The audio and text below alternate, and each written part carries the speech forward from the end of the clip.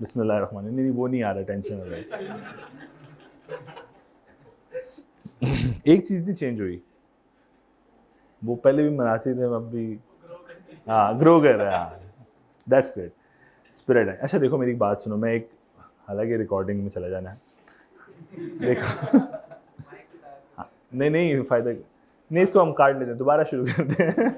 बिस्मिल्लाहिर्रहमानिर्रहीम। अच्छा जी, हम लोगों ने कल ओरिएंटेशन में एक लास्ट एरिया छोड़ा था कोर्स आउटलाइन के हवाले से और मार्क्स एलोकेशन के हवाले से। यहाँ पे एक छोटी सी चीज़ बताता चलूँ इससे पहले कि अब आप चूंकि सब्जेक्टिव पेपर में हो, 100 मार्क्स का पेपर है जिसमें से चलो 15 मार्क्स एमसीक्यूज छोड़ दो, बाकी 85 मार्क्स का पेपर है जो आप अटेम्प्ट करने वाले हो। एग्जामिनर आपकी राइटिंग स्किल टेस्ट कर रहा है, आपका बयान करने का अंदाज़े बयान चेक कर रहा है, उसके साथ साथ एक और एलिमेंट चेक कर रहा होता है, दैट इज स्ट्रेस। अब ये कैसे मैनेज होती है, जूं जूं आगे आगे स्टेज में जाते जाओगे, स्टेज 1 से स्टेज 2 में and then moving to CFAP या MSA, ये एंग्जाइटी या स्ट्रेस लेवल बढ़ता चला जाता है। एग्जामिनर इसे बाकायदा टेस्ट करता है, एग्जाम में उतने मार्क्स रखता है उसके। मेरी बात समझ आ रही है? मतलब पेपर होगा 3 घंटे का, जबकि आपके सामने जो पेपर आएगा अल्हम्दुलिल्लाह वो होगा 3.5 घंटे का या 4 घंटे का। तो अब आपने उसको 4 घंटे को 3 घंटे में जितना होता है उतना ही करना है। उसे भी पता है कितना पेपर छूटेगा, लेकिन स्ट्रेस देख रहा होता है कि अच्छा इस तरह की सिचुएशन में स्टूडेंट प्रोफेशनल बिहेव कैसे कर रहा है। इस स्टेज पे इतना नहीं होगा, लेकिन स्टिल स्टूडेंट को स्ट्रेस आउट करता है। कुछ क्वेश्चंस ऐसे होते हैं जो पजल करते हैं। अब वो उन क्वेश्चन को छोड़ के पेपर देखा जाए ना, तो पेपर इजीली पास हो सकता है, लेकिन चूंकि स्टूडेंट उन क्वेश्चंस में इंडल्ज हो जाता है, पेपर हाथ से गया। उनमें जो मोस्ट क्रिटिकल एरिया है, या जो कहूँ एग्जामिनर का फेवरेट एरिया, जहां पे वो स्टूडेंट को डिट्रैक्ट करता है या पजल कर देता है और उसके पूरे पेपर को छीन लेता है, वो ये वाला एरिया है, पार्टनरशिप का। ठीक है, इजिएस्ट है। पढ़ेंगे ना जब, आपको लगेगा यार इसमें मुश्किल बात क्या है, कुछ भी नहीं है, इतना इजी है ये पूरा एक्ट। सिंपल सिंपल बातें करूंगा लेमैन की तरह, कि पार्टनर का एक दूसरे पे राइट ये है, पार्टनर की लायबिलिटी ये है, सिंपल सिंपल बातें कि यार तुमने अकाउंट्स बनाने हैं, तुमने इंस्पेक्शन करने के लिए अवेलेबल करने हैं, तुमने फलां करना है, सिंपल सिंपल बातें। लेकिन वही बातें जब एग्जाम में टेस्ट होती हैं तो कॉम्प्लेक्सिटी जो है क्वेश्चन की वो थोड़ी सी ज़्यादा एडवांस लेवल पे होती है। तो एग्जाम जो बच्चा ये वाला सॉल्व करता है पहले स्टेज में, उसे लगता है कि उसे क्वेश्चन पे कंट्रोल आ गया, जबकि वो इनफैक्ट पूरे पेपर का कंट्रोल जो है वो डैमेज कर देता है। क्या मेरी बात समझ आई? ये पेपर पास करना नहायत आसान कैसे है वो समझाता हूँ। पहले जरा छोटा सा चैप्टर पे ओवरव्यू लो, फिर मैं टोटल 18 चैप्टर्स हैं। मैं एज पर ICAP की स्टैंडर्ड बुक्स के मुताबिक बात कर रहा हूँ, जो कि मॉडिफाइड वर्जन आप लोग कॉपियर से कलेक्ट कर सकते हो। मैंने उनसे बात होगी, उनके पास अवेलेबल है, आपको कल शायद कॉपी होकर मिल जाएगा, क्योंकि मैंने जिसने कहा ये ICAP की ही बुक है, मैंने सिर्फ उसे मॉडिफाई की है, इसलिए मेरे नेम से पब्लिश नहीं होगी, ICAP के नेम से ही पब्लिश होगी, बट ऊपर एक छोटा सा लिखा होगा मॉडिफाइड वर्जन, ताकि डिफ्रेंसिएशन हो सके। ठीक हो गया? सो कॉपीड वर्जन आपको यहाँ से मिलेगा, मैं उसकी बात कर रहा हूँ। इसके अलावा आप कोई और बुक इस्तेमाल करना चाहिए, मुझे कोई एतराज़ हरगिज़ नहीं है, लेकिन स्टैंडर्ड के तौर पे हम इस बुक को लेकर चल रहे होंगे। अब जरा आप गौर करो, ये टोटल मार्क्स हैं जो इन एक्ट में से हिट हो रहे हैं। 1872 हम पढ़ेंगे सारा कुछ। कॉन्ट्रैक्ट एट 1872 50 मार्क्स की हिट है, एग्जामिनर इतना पे एरिया टेस्ट कर रहा है। अच्छा 5% अप डाउन एक्सेप्टेबल है। इसी ग्रिड में ICAP समटाइम्स ऊपर चला जाता है, समटाइम्स हो सकता है कॉन्ट्रैक्ट में से 50 ना आए, 45 नंबर आ जाए, हो सकता है 50 की जगह 60 नंबर आ जाए। इतना वेरिएशन ICAP इसमें प्लेस कर रहा होता है समटाइम्स। 50 मार्क्स एलोकेशन, चैप्टर्स कितने हैं? 2 to 10, निगोशिएबल एक्ट। असल में ये एक चैप्टर था, डराने के लिए स्प्लिट कर दिया, तो 14-15 चैप्टर इनफैक्ट एक चैप्टर था, लेकिन उसे स्प्लिट कर दिया गया। फिर तीसरा एक्ट है पार्टनरशिप का। पार्टनरशिप के अंदर 3 चैप्टर्स हैं, इनफैक्ट ये एक चैप्टर है, लेकिन स्प्लिट कर दिया। क्या बात समझ आ रही है? 3 चैप्टर्स ही हो गए। मार्क्स भी देखते जाओ, 15 मार्क्स 15 मार्क्स, स्लाइड वेरिएशन है, समटाइम 12 है, समटाइम 17 है, depending on. Legal system 5 to 7 marks, chapter number 1 आपका बुक का। और आखिर में ये मैंने 3 एक्ट लिखे हैं, क्रिमिनल एक्ट्स। वैसे हमें पहले इस सिलेबस की स्कीम से पहले हम सिर्फ सिविल एक्ट पढ़ रहे थे, लेकिन इस स्कीम के बाद उन्होंने कुछ क्रिमिनल एक्ट भी आपके सिलेबस का हिस्सा बनाए, लेकिन उन क्रिमिनल एक्ट को पूरे का पूरा आपका हिस्सा नहीं बनाया। पूरा बनाने के तो शायद आप पढ़ ही ना पाओ, इतने लेंथी वो एक्ट्स हैं, लेकिन उनके शुरू के 2-2 पेजेस, यानी जिसमें डेफिनेशन और बेसिक सेक्शन 1 2 3 मैक्सिमम, 2 भी पूरा नहीं, 2 अच्छा एक और समझा दूं चीज, सेक्शन 1 2 ऑलरेडी डिफाइंड होता है पूरे लॉ में, 1 हमेशा स्कोप को आइडेंटिफाई करता है, ये मैं अभी जनरल बात कर रहा हूं, बाद में इंशाल्लाह डिटेल में समझाऊंगा। सेक्शन 1 हमेशा स्कोप को आइडेंटिफाई करता है और सेक्शन 2 में हमेशा आपको डेफिनेशन मिलेंगी, ये हार्मनी क्रिएट रखी जाती है लॉ के अंदर डिजाइन करते हुए, ठीक है। सो किसी भी एक्ट को पकड़ोगे, सेक्शन 1 हमेशा आपको बताएगा स्कोप कि ये किस पे एप्लीकेबल है, हो सकता है सब पे एप्लीकेबल ना हो, जैसा फॉर एग्जांपल कंपनीज के बारे में बहुत कुछ पढ़ आए हो मेरे साथ, हो सकता है कोई चीज प्राइवेट कंपनी पे एप्लीकेबल हो, पब्लिक पे एप्लीकेबल ना हो, तो स्कोप पैरा आपको हमेशा डिफाइन करते हैं जो मैं लॉ बता रहा हूं ये किस पे अप्लाई होता है। क्या बात समझ आ गई? सेकंड पैरे में हमेशा डेफिनेशन होती है कि जो टर्म्स इस एक्ट के अंदर लिखी हुई हैं उनके मतलब क्या है, बस। तो इन एरियाज में सिर्फ उसने बेसिक 1 2 और 3 4 सेक्शन तक रखा अपने आप को, 2 पेजेस का चैप्टर है और चैप्टर में कुछ भी नहीं है, 2 पेजेस मैक्सिमम, 2 to 3 पेजेस का चैप्टर है एक एक, ये 3 चैप्टर्स हैं टोटल, 16 17 और 18, मार्क्स कितने हैं 15। क्या मेरी बात यहां तक थोड़ी समझ आई चीजें? सो ये सारे सिविल, ये तो लीगल सिस्टम है ना कि आपका लॉ बनता कैसे है, मैं समझाऊंगा कि लॉ बनने के तरीके क्या है। एक तो आपके जहन में है ना फौरन कौन सा सिस्टम है, लॉ कैसे बनता है वैसे पाकिस्तान में? ईमान देख रहा, उर्दू चेक कर, सही पाक स्टडीज पढ़ के आया, ठीक है। आपके जो आसान लफ्जों में हमारे पार्लियामेंट के जो सारे बांदर हैं, हमने उनको कलम दिया हुआ है कि आप हमारे जंगल में आग लगा दें, ठीक। सो इनफैक्ट पार्लियामेंटेरियंस वो लॉ मेकर्स हैं, अभी हमें सिर्फ ये पता है, राइट। तो हम इसी लीगल सिस्टम में पढ़ेंगे और किस किस तरीके से लॉ एक्चुअली बन रहा है पाकिस्तान के अंदर, ठीक है। सो ये बेसिक स्ट्रक्चर को डिफाइन करेंगे, ठीक हो गया। अब जरा पास होने का तरीका कि हमारे पास आसान टूल क्या है पास होने का। बेटा देखो, मैंने जैसा कल भी बताया था कि इनिशियल 1 आवर जो है ना, ये थोड़ा सा टेक्निकल होता है। इस टाइम पीरियड में स्टूडेंट थोड़ा सा नर्वस होता है कि यार ये एग्जाम है, सीए का है, मुझे क्वालिफाई करना, लाइक दैट।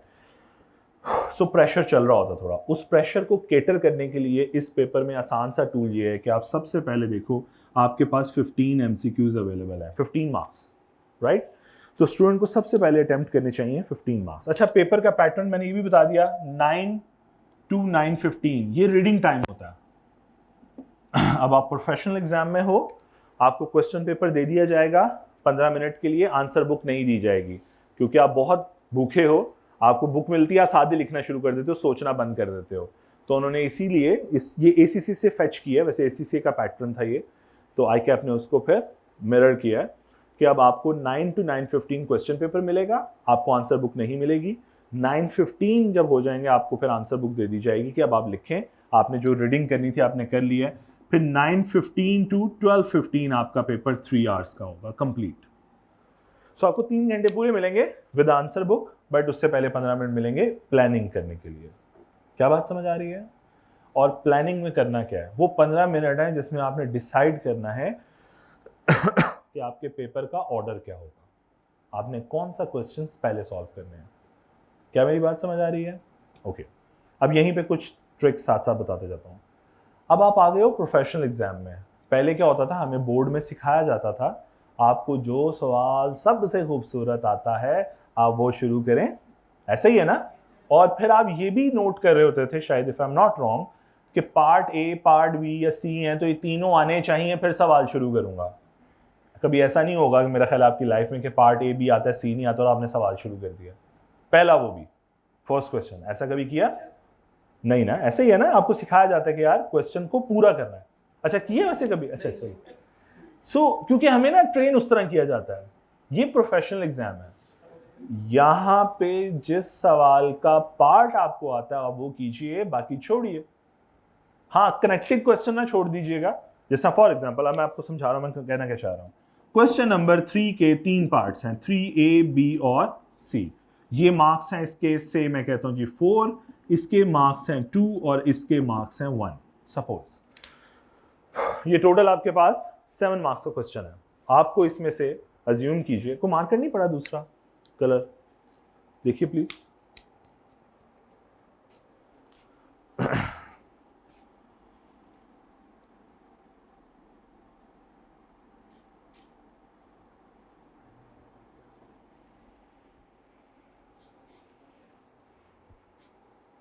ब्लैक, अच्छा ब्लू है, प्लीज, थैंक यू। जी देखिए, अच्छा जी, अब आपको सवाल आता है, सपोज मुझे 1 आता है, ये बी और सी अभी समझ नहीं आ रहा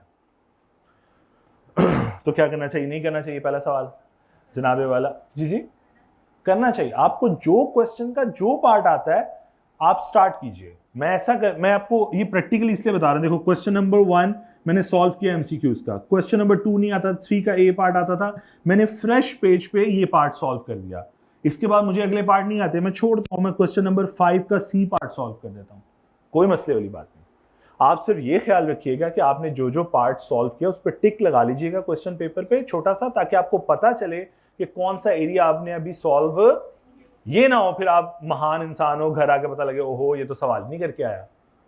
मैं ऐसा इंसान हूं जिसमें मुझे घर आके याद आता ओहो ये कहा था करूंगा, ठीक है, वो 3 घंटे और 3 घंटे बाद मैं रिव्यू कर रहा हूं पेपर कि हो गया जी, ठीक है, और घर आके पता लगा सवाल ही नहीं किया पूरा। सो ऐसा भी शगुफे मेरी तरह के मौजूद हैं इसी फील्ड में। सो अब मैं समझाना क्या चाह रहा हूं, देखो बेटे ये पेपर आखिर में स्कैन होना है। आपने पार्ट सी सॉल्व किया है बिगनिंग में, 20th पेज पे जाके आपने पार्ट बी और कहीं 24th पेज पे जाके आपने पार्ट ए सॉल्व किया है। आई कैप की जो टीम है बिफोर एग्जामिनर, जिनका एक रोल आता है, उन्होंने इसको स्कैन करना है, इस क्वेश्चन को कंपाइल करके उस्ताद को भेज देना, एग्जामिनर को भेज देना चेक होने के लिए। सो ऐसा नहीं होगा कि आपने पार्ट सी पहले सॉल्व किया, बी बाद में किया तो एग्जामिनर गुस्सा खाएगा। प्रोफेशनल है, उसे पता है जो इसे पहले समझ आई है इसने पहले सॉल्व कर लिया। सो इस लिबर्टी को एंजॉय करें। कई दफ़ा पेपर पास करना आसान हो जाता है इस लिबर्टी के साथ। आपको कुछ डेफिनेशंस बहुत अच्छी आती होती हैं तो पहले सॉल्व कर दो यार, बस ख्याल रखो कि बाद में उनका ट्रैक रखना है कि कौन सी चीज़ कर ली है कौन सी नहीं की। बहुत रैंडम ना करना, वरना बाद में खुद भूल जाओगे कौन सा पार्ट रहता है और कौन सा नहीं रहता। क्या मेरी बात समझ आई आप लोगों को? सो एक तो ये मैंने चीज़ सिखानी थी कि आप फोकस करें इस 15 मिनट में आप क्या कर सकते हो, कहां से नंबर इकट्ठे करके पॉकेट में डाल सकते हो। अच्छा अभी तो मैं इस तरफ आता नहीं, मैं ये स्कीम बता रहा था आपको। ये 3 जो है ना बेटे, ये 3 चैप्टर्स, चैप्टर 16, 17, 18, 2 चैप्टर्स हैं, 2 पेजेस के, और स्ट्रेट फॉरवर्ड क्वेश्चन है, डेफिनेशंस हैं, या फिर एक एक सेक्शन डाला गया है, बहुत आसान सा। पेपर इस एरिया से केस स्टडी नहीं आता, आ ही नहीं सकता, कंटेंट ही ऐसा है। डेफिनेशन में क्या केस स्टडी बनाओगे, या उस बेसिक सेक्शन में क्या केस स्टडी में नहीं बनती। अब तक इतनी अटेम्प्ट्स हो चुकी हैं, बन ही नहीं सकती। अभी हम जब पढ़ेंगे ना ये चैप्टर तो आपको रियलाइज होगा कि हाँ यार इसमें तो पॉसिबल ही नहीं है। और ये चैप्टर मैं मिडल में करवाऊंगा, मतलब ये करवाते करवाते बीच में ये चैप्टर करवा दूंगा, ताकि कोर्स पहले मुकम्मल हो जाए, आपको पता हो कि ये चैप्टर अच्छे तरीके से बार बार रिवाइज करने हैं, बार बार टेस्ट में से गुजरेंगे, आपको खुद ब खुद याद रह जाएंगे। इसमें से नंबर आने हैं 15 एमसीक्यूज के बाद। मैं हमेशा स्टूडेंट को कहता हूं कि यार अपने चैप्टर 16, 17 और 18 के जो 15 नंबर है ना, 15 के समटाइम 12 हैं, समटाइम 15 से ज़्यादा हैं, डिपेंड ऑन, तो इसको पहले सॉल्व करो। और ये सारे एक ही जगह मिलेंगे आपको, मतलब पूरा एक क्वेश्चन बना होगा इन 3 चैप्टर्स का। मैं आपको एक दफ़ा एक रिफ्लेक्शन दिखाता हूँ ताकि ज़रा आपको अंडरस्टैंडिंग भी साथ साथ होती जाए ना। किसी पास पेपर की रिफ्लेक्शन देखते हैं। ये देखें जी, एक पास पेपर है, सपोज ऑटम का पेपर है, सपोज ये देखिए मैं आपके सामने खोल रहा हूँ, 2023 का पेपर है। मैं इधर बिल्कुल नीचे जाता हूँ तो मुझे यहाँ पे सवाल मिल जाएंगे। ये देखिए इस चैप्टर इस पेपर में, अच्छा ये रिफ्लेक्ट नहीं हो रहा, सॉरी,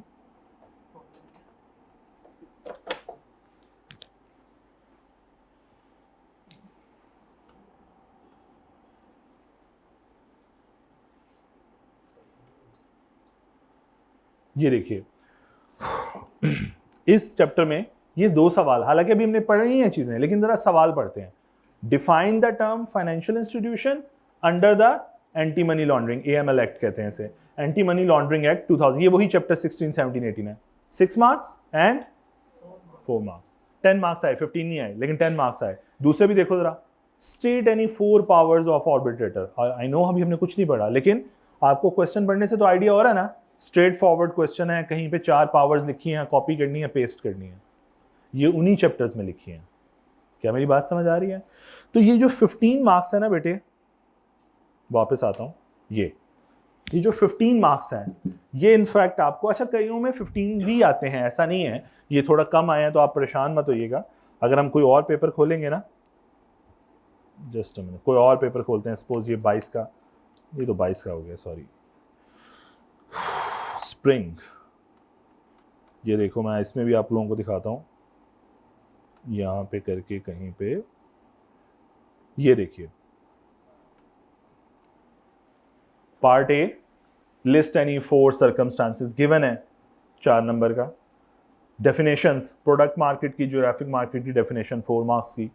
प्रैक्टिसेस डिफाइंड है 4 मार्क्स की, 12 नंबर। सो ये वही 16, 17, 18 है। आप लोगों को सिर्फ ना मोटिवेट कर रहा हूँ इस चीज़ में कि ये पेपर पास करना कैसे आसान है, और अभी तक ICAP ने इसको डैमेज नहीं किया, इसलिए अभी भी वही पैटर्न है, पास करने का, क्रैक करने का वही तरीका है, ठीक है। तो ये 15 मार्क्स आपको यहाँ से मिलेंगे, ठीक हो गया। इसके बाद जरा वापस आते हैं पेपर में। चैप्टर 1 लीगल सिस्टम, नहायत बोरिंग चैप्टर, क्योंकि कॉन्स्टिट्यूशन पे बेस करता है। जिस तरह वो आप लोगों को याद होगा, आप लोगों में से कोई अजियत में से गुजरा हो, 1973 का आइन हमारे सिलेबस में दोबारा है, बता दूं, चैप्टर 1 में पढ़ेंगे 1973 का कॉन्स्टिट्यूशन, ठीक है। वो मुल्क का सदर मुसलमान होगा, इस्लाम, जो भी है, तो वो सारी चीज़ें दोबारा हमारे सिलेबस का हिस्सा हैं इस चैप्टर के अंदर, ठीक है। चैप्टर 1 में थोड़ी सी हैं, एक टॉपिक है लेकिन है ज़रूर, बाकी लीगल सिस्टम के ऊपर मजीद बातें हैं, थोड़ा सा बोरिंग है लेकिन चलें। इस चैप्टर में से भी केस स्टडी नहीं आती, स्ट्रेट फॉरवर्ड क्वेश्चन आता है, आपने वो एक्सप्लेन करना होता है, some time advantage disadvantage, some time characteristics, like that. ये 5 नंबर भी आपको यहाँ से 5 से 7 नंबर, 5 ही लगाएं आप, चैप्टर 1 से आपको मिल रहे होंगे, ठीक है। मैं आप लोगों को इसकी रिफ्लेक्शन भी जरा दिखाता हूँ, रुकिए, ये देखें। पहला दूसरा क्वेश्चन जो है वो चैप्टर 1 से होता है, इधर नहीं है ये बात, ये देखिए चैप्टर, यहाँ पे क्वेश्चन नंबर 3 है, describe how an ordinance is promulgated in Pakistan and explain the effect of such ordinance.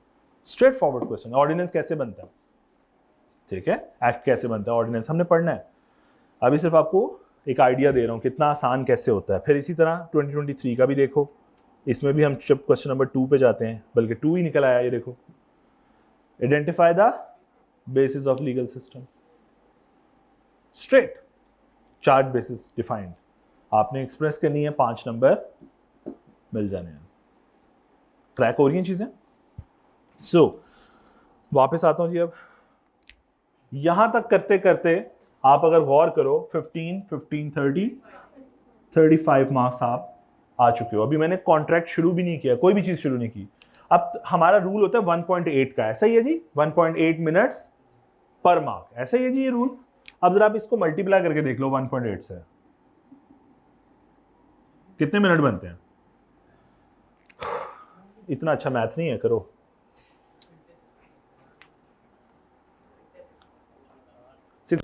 One hour, right, 1 hour allocated time. आपको लगता है 1 घंटा लगेगा? आते हो ना, इस कौम ने रट्टा मारा हो, जल्दी जल्दी खत्म करोगे।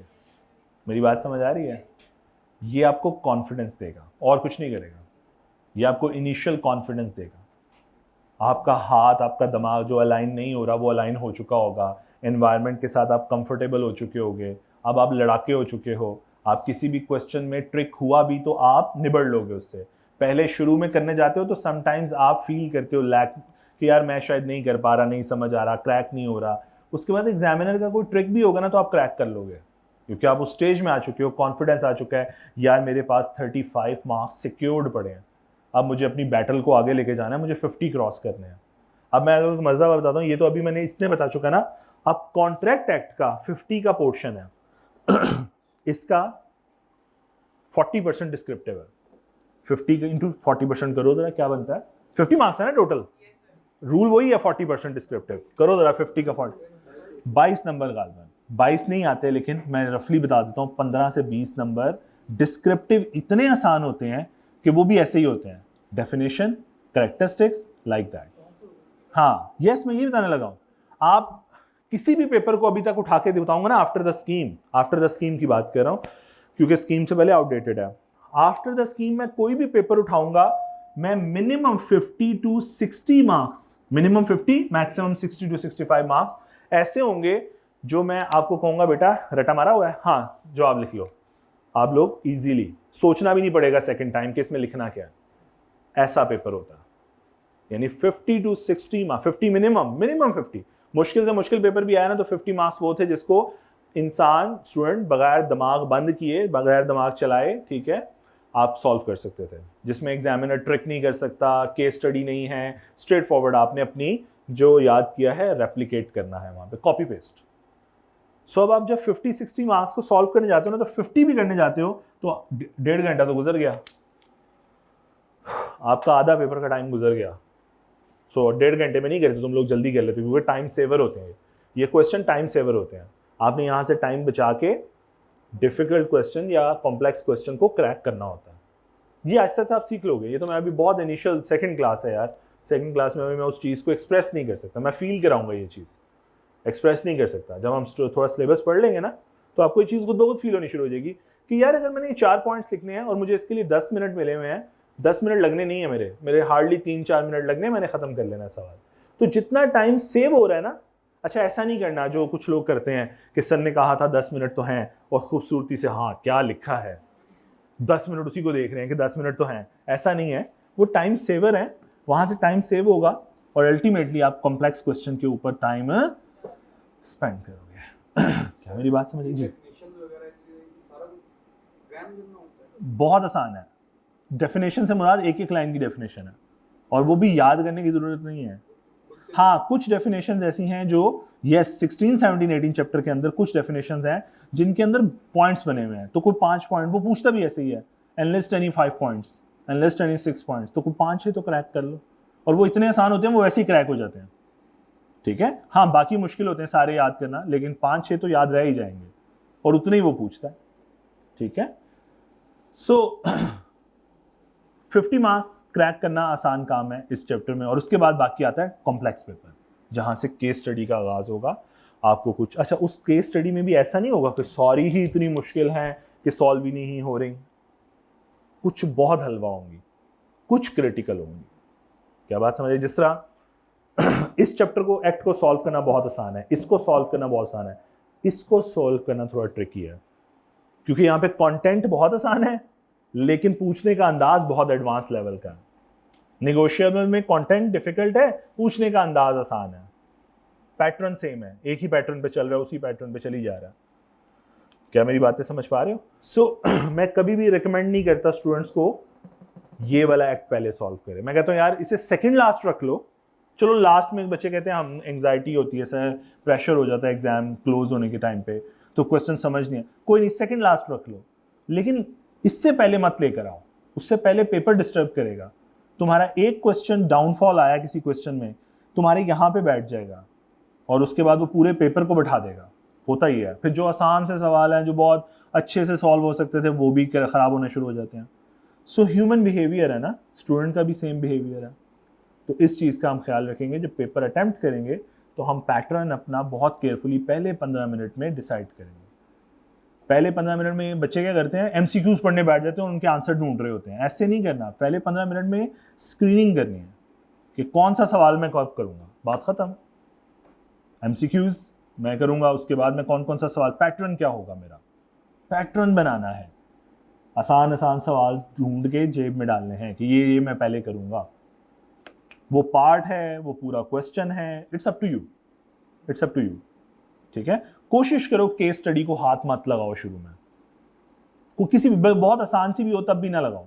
कोशिश करो डिस्क्रिप्टिव कहे पहले जान छुड़ा लो, डिस्क्रिप्टिव करके साइड पे रख दो, चलो जी ये हो गए, अब आओ केस स्टडी कौन कौन सी है, ठीक हो गया। अच्छा कुछ क्वेश्चन ऐसे हैं जिनमें आप पार्ट्स को सेपरेट नहीं कर सकोगे, जिसमें वो अक्सर एग्जामिनर यूं करता है कि ए पार्ट में आपसे कोई केस स्टडी पूछेगा और बी पार्ट का आगाज ऐसे करेगा, assuming your answer in A above.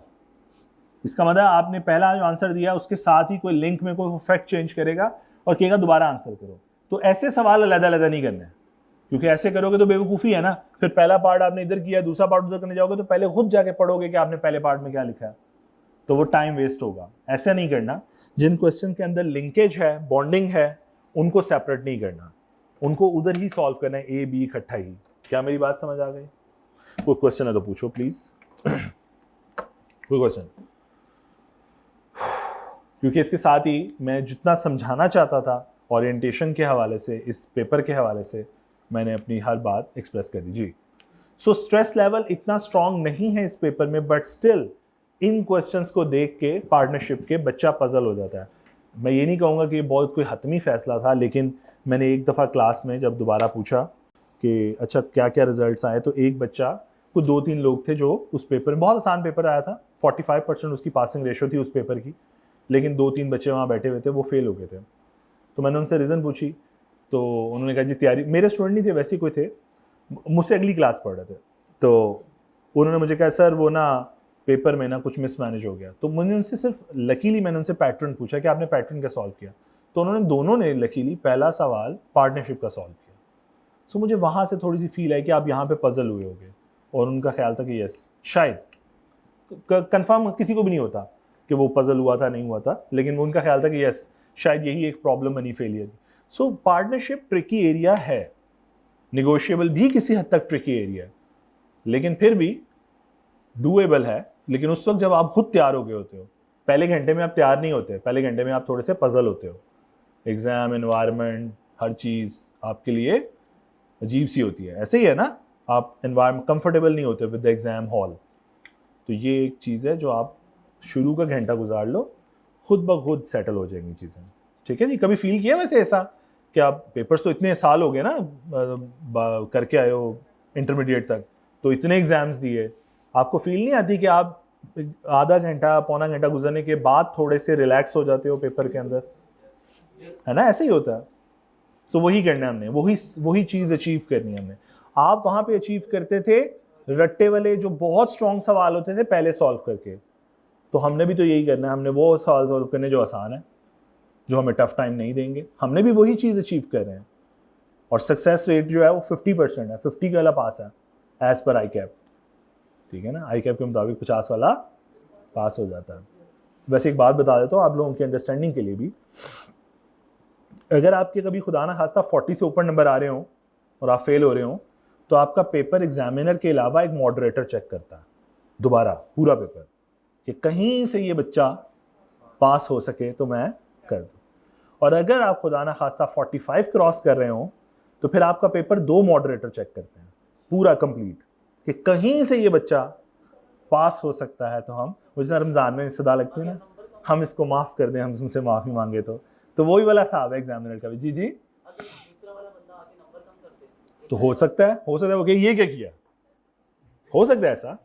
देखो मैंने ये नहीं बोला कि मॉडरेटर का काम है पास, उसका काम ये है कि कहीं ऐसा तो नहीं है कि किसी इस स्टूडेंट के साथ बहुत कोई माइनर सी कहीं ज्यादती हो रही है, क्योंकि हर क्वेश्चन तो हर डिफरेंट टीचर ने चेक किया है, डिफरेंट एग्जामिनर ने चेक किया है, तो कहीं में ऐसा हो सकता है कि कहीं पे कंजूसी की गई हो नंबर देने में, तो मैं वहां पे हाफ मार्क्स 1 मार्क देकर इसको पास कर सकूं। तो ये वो जगह है जहां पे दुआएं काम करती हैं। ठीक है। सो मेरे अक्सर मुझे याद है अकाउंटिंग का पेपर पास नहीं होता था, तो मेरी मदर अक्सर दुआ देती थी, अल्लाह मेरे पुत्र को पास कर दे, एग्जामिनर अन्ना मुझे। सो ये वो स्टेज है जहां पे दुआएं काम कर रही होती हैं। सो चलो अपार्ट फ्रॉम दैट, चलो ठीक है जी, समझ आई कुछ बातें। चलो कोई क्वेश्चन है तो पूछ लो, नहीं तो फिर सेशन को यहीं पे क्लोज करते हैं। कल से इंशाल्लाह आप लोग बुक्स कैरी करें और हम लोग अपना चैप्टर का आगाज़ करेंगे। हम कॉन्ट्रैक्ट से पढ़ना स्टार्ट करेंगे। एक मिनट लास्ट बात, कॉन्ट्रैक्ट से पढ़ना स्टार्ट करेंगे, क्योंकि अगर मैंने लीगल सिस्टम पढ़ाया तो एक तो रमज़ान है, दूसरे आपके फरिश्ते आपके वो शैतान कैद हैं, तो आप सो जाएंगे यहाँ पे बड़े आराम से। तो मैं नहीं चाहता रमज़ान में सुलाना, तो मैं डायरेक्टली चैप्टर 2 से स्टार्ट करेंगे, ठीक है। थोड़ी सी बेस बिल्ड करके then I will directly take you to the chapter 2। जी बेटे, जिनके सर्टिफिकेट आते हैं क्या मतलब? कोई मार्क्स नहीं होते यहाँ पे, मार्क्स परसेंटाइल बेस्ड है। जो हाईएस्ट टॉप पे पास करेगा, हो सकता है उसने 55 पे पास किया हो। क्या चीज़? ये क्राइटेरिया तो आपको पता है ना, मैं तो पीछे वाला बता रहा हूँ। मतलब मैंने अपनी लाइफ में, मेरे एक दोस्त ने मुझे कहा मैंने 40 का पेपर सॉल्व करके BFD का पेपर पास किया, 40 का अटैम्प्ट करके। बहुत टफ अटैम्प्ट थी वैसे, वो पढ़ के भी बेवकूफ़ी लगती थी ये क्या है, लेकिन उसने बोला कि यार सलमान मैंने 40 का पढ़ के पास किया था, मैंने 40 अटैम्प्ट किए थे और क्लासे लेने बैठ गया, अगली बारी पेपर पास हो गया। वो 40 में से 40 तो ठीक नहीं किए होंगे ना उसने, इसका मतलब पासिंग रेशियो कितना ड्रॉप हुआ होगा। मैंने कहा झूठ मारा, ठीक है। मैंने पेपर दिया, मेरे से मर के बहुत एफर्ट डाली, 65 का सॉल्व हुआ, पेपर पास हो गया। सो पेपर ऐसे नहीं होता, क्योंकि जूं आप स्टेज आगे पे जाते जाओगे ना बेटे, पेपर की कॉम्प्लेक्सिटी, उसमें प्रोफेशनलिज्म वो थोड़ा हाई होता जाता है। तो पेपर 75 अचीव करना ड्रीम रह जाता है। आप होता है कि बेस्ट क्वालिटी प्रोड्यूस करनी है in the possible time, best quality. हम अक्सर फाइनल स्टूडेंट्स ना जब बाहर निकलते हैं ना स्टूडेंट्स, तो हम एक सवाल डिस्कस कर रहे थे, ये नहीं डिस्कस करते सवाल कौन सा अच्छा किया तुमने, क्या, ये तो बच्चों वाली बातें हो जाती है ना कैफ लेवल पे। हम निकल के डिस्कस करते हैं कितने का अटेम्प्ट किया। पूरे हॉल में एक सवाल घूम रहा होता है, कितने का अटेम्प्ट किया। वो कहेगा 60 का, 65 का। फिर आप अच्छे वाले बच्चे से पूछते हो जिसको बहुत कॉम्पिटेंट होता है कि तूने कितने का किया, वो जब कहता है ना 70 का, फिर आप कंफर्ट हो जाते हैं, हाँ मेरा भी इतना ही है, ठीक है। मतलब मेरी स्पीड, हम अपनी स्पीड में कंपेयर करते हैं कि हाँ सही किया कि नहीं किया। मुझे याद है एक पेपर था BFD का, फिर मैं अपनी बातें पता नहीं क्यों करने बैठ जाता हूँ। एक पेपर था BFD का, हम देने गए, भाई ने 90 का सॉल्व किया, भाई बाहर निकले सब, कोई 60 पे उड़ गया, कोई 65 पे, मतलब मैक्सिमम 70 लिमिट। भाई ने 90 का, सारे पास थे सोए भाई के। उसके बाद अगली बारी मैंने 65 का सॉल्व किया, बाहर निकला, उन्होंने कहा 70 से। मैं कहा हाँ अब मुझे पेपर समझ आया, पिछली बारी मुझे पेपर समझ नहीं आया, ठीक है। तो एग्जाम में पेपर में क्वालिटी मैटर करती है, क्वांटिटी मैटर नहीं करती। जो हम आगे वाली बात बता रहा हूँ, इस कैफ लेवल के ऊपर ऐसा नहीं होता है। कैफ लेवल में सिर्फ अकाउंटिंग का पेपर है जो चैलेंजिंग होता है इस स्टेज के ऊपर, कॉस्ट का, अकाउंटिंग, न्यूमेरिकल पेपर की बात कर रहा हूँ। थ्योरेटिकल पेपर में ये प्रॉब्लम नहीं आता, ठीक है। Not even in this Kaif 4, not even in Kaif 7 नहीं आता ये प्रॉब्लम, ठीक है जी। अल्लाह ताला सबको सानिदा फरमाए। बुक्स प्लीज कल अरेंज कर लीजिएगा, कल हम स्टार्ट करेंगे। अल्लाह हाफिज। जो मर्जी ले सकते हो पुत्र, जो